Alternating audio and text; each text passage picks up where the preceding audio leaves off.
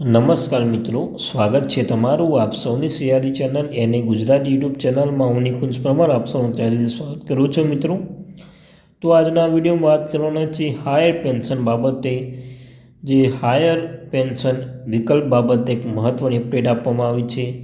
આ તારીખ સુધીમાં કર્મચારીઓને કરવી પડશે અરજી। તો અરજી કેવી રીતે કરવાની રહેશે, ઓનલાઈન કરવાની છે, ઓનલાઈન કેવી રીતે કરવાની છે, લાખો પેન્શન માટે આ વિડીયો ઉપયોગી બનશે। જો પેન્શનધારક મિત્રો છો તમને ચેનલ પર સરકારી કર્મચારી, નિવૃત્ત કર્મચારી પેન્શનધારક બાબતે તેનો પગાર બાબતે ડીએ ડીઆર એચઆરએ અન્યથા કોઈપણ અપડેટ આવે તો પણ તમને જાણ કરવામાં આવશે। તો આપણી આ ચેનલ એટલે કે મિત્રો એની ગુજરાતી યુટ્યુબ ચેનલને સબસ્ક્રાઈબ કરીને બેલ આઇકન બટન દબાવવાનું ભૂલશો નહીં। તો ચાલો યુટ્યુબ ફેમિલી મેમ્બરો વધારે સમય ન બગાડતા આજના વિડીયોની શરૂઆત કરું છું। તો મિત્રો હાયર પેન્શન બાબતે એક મહત્ત્વની ન્યૂઝ લઈને આવ્યો છું। હાયર ઈપીએસ પેન્શન યોજના હેઠળ વિગતો પ્રોસેસ કરવા અને અપલોડ કરવાની છેલ્લી તારીખ ફરી એકવાર 31 જાન્યુઆરી 2025 સુધી લંબાવી છે।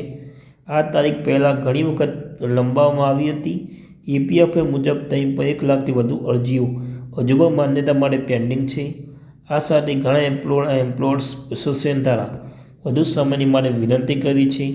ઈપીએફઓએ કહ્યું કે નોકરી હતા 15 જાન્યુઆરી 2025 સુધીમાં 4.66 લાખ કેસમાં માહિતી અપડેટ કરવી જોઈએ અથવા તેનો જવાબ આપવો જોઈએ। આમાં ઈપીએફઓ વધારાની માહિતી માંગી હતી।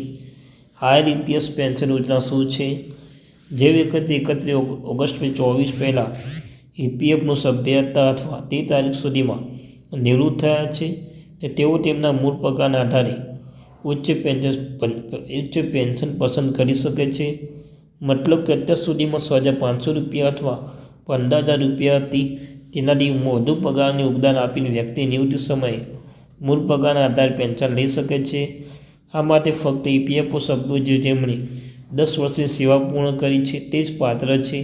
તેઓને ઈપીએસ 95 હેઠળ હાયર ઈપીએસ પેન્શન માટે અરજી કરી શકે છે। તો હાયર પેન્શન અરજી કેવી રીતે કરવાની રહેશે? ઈપીએફઓમાં સ્ટેપ 1 છે હાયર પેન્શન યોજના માટે ઈપીએફઓ પોર્ટલ પર જાઓ, તેમને પોર્ટલ પર પેન્શન હાયર સેલેરીનો વિકલ્પ પસંદ કરો, અરજી ફોર્મ મેળવો, વેલિડેટ જોઈન્ટ ઓપ્શન પસંદ કરો, નામ, જન્મ તારીખ, Aadhaar number, mobile number, captcha code, વ્યક્તિગત માહિતી પસંદ કરો, વેરિફિકેશન પછી પીએફ સંબંધી માહિતી આપો, અરજી સ્વીકૃત કરીને એક્નોલેજમેન્ટ નંબર મેળવો। એ નંબર મેળવ્યા બાદ અરજી સબમિટ કરો અને અધિકારી દ્વારા અરજી સમીક્ષા આવશે। સામાન્ય પેન્શન સભ્યની ઉંમર ઓછામાં ઓછી 58 વર્ષ હોવી જોઈએ। આ સિવાય જો ઉંમર ઓછામાં ઓછી 50 વર્ષ હોય તો વહેલું પેન્શન લઈ શકશે। જો તમે ઉચ્ચ ઈપીએસ પેન્શન માટે અરજી કરી હોય તો ઈપીએફઓના સભ્ય સેવાના પોર્ટલ પર તમારી અરજી સ્થિતિ ટ્રેક કરી શકો છો।